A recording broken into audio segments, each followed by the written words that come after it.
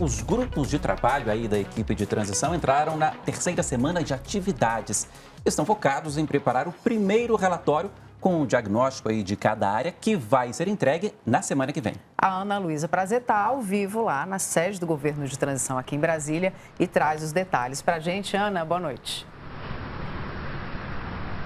Oi, Catiúcia, boa noite para você, boa noite, Paulo, e a todos que nos acompanham. Isso mesmo, essa é a quarta semana do governo de transição e a terceira dos grupos de trabalho. Eles têm pela frente aí 9 dias para concluir os primeiros relatórios que devem ser entregues até o dia 30 de novembro, próxima quarta-feira. A ideia é que as equipes façam um levantamento e diagnóstico nas áreas que atuam, com sugestões de medidas que devem ser adotadas nos primeiros 100 dias de governo e também de normas que devem ser revogadas. Nessa segunda-feira se reuniram presencialmente aqui em Brasília os grupos de cidades, comunicações, comunicação social, justiça e segurança pública e direitos humanos. Outros grupos realizaram reuniões virtuais. Quem passou por aqui mais cedo e conversou com a imprensa foi o ex-senador do Ceará, José Pimentel. Ele é integrante do grupo técnico de Previdência Social e disse que a equipe tem concentrado esforços aí para retirar da lista de privatizações a Dataprev, a empresa pública responsável por desenvolver soluções de tecnologia da informação para que todos os programas sociais possam funcionar corretamente. De acordo com Pimentel, o foco será melhorar o atendimento e fortalecer a TI, que ele considera essencial para melhorar os serviços. Nessa terça-feira, o Grupo de Desenvolvimento Social vai se reunir com o ministro da Cidadania, Ronald Bento. Essa reunião é parte da agenda para fazer os levantamentos para aquele primeiro relatório que eu citei há pouco. Agora nós vamos conversar com a repórter Selma Dias, que está acompanhando o andamento da PEC do Bolsa Família lá no Congresso. Boa noite, Selma.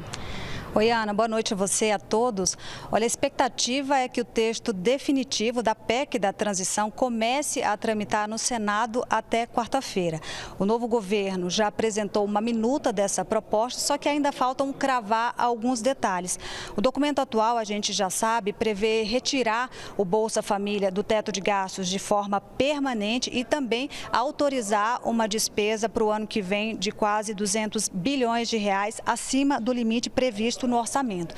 A maior parte desse dinheiro seria usada para bancar a continuidade do pagamento dos R$ 600 do Bolsa Família, do atual Auxílio Brasil, a partir de janeiro. E são esses pontos, o valor e o prazo de validade que estão incomodando alguns parlamentares. O senador Marcelo Castro, que deve ser o autor dessa PEC, promete seguir conversando com os senadores até amanhã para tentar chegar a um consenso que garanta as 27 assinaturas necessárias para que esse texto comece a tramitar. Só que antes disso, alguns parlamentares já se anteciparam, e do fim de semana para cá apresentaram 2 propostas alternativas a essa PEC, todas do PSDB. O senador Alessandro Vieira sugeriu um limite acima de 70 bilhões de reais, acima do teto de gastos, no caso, que seria para bancar a ampliação do Bolsa Família apenas para 2023. Já o senador Tasso Gereissati propõe, a ampliação permanente do teto de gastos em 80 bilhões de reais.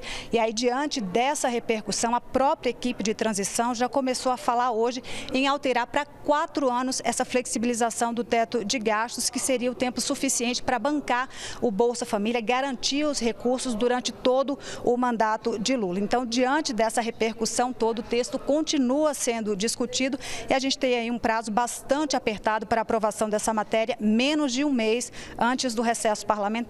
Paulo, Catiúcia, com vocês. Selma, obrigado pelas suas informações. E para que não fique dúvida, o nome do ministro da Cidadania é Ronaldo Bento.